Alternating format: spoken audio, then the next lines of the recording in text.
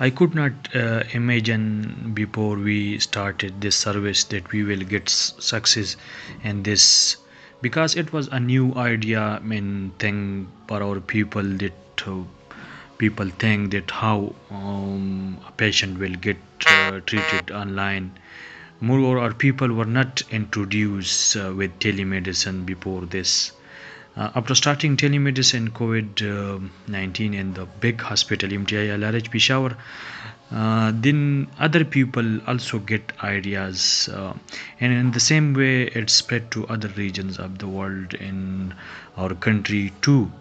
It would not be wrong for me to say that it was the initiation of telemedicine in COVID-19, and was the it was the encouragement for other hospital like Afghan Hospital, Karachi, Shifa International Hospital, Islamabad, Rahman Hospital, Peshawar, um, had started online telemedicine after this, and moreover doctors started online services, like on media cell and marham, etc.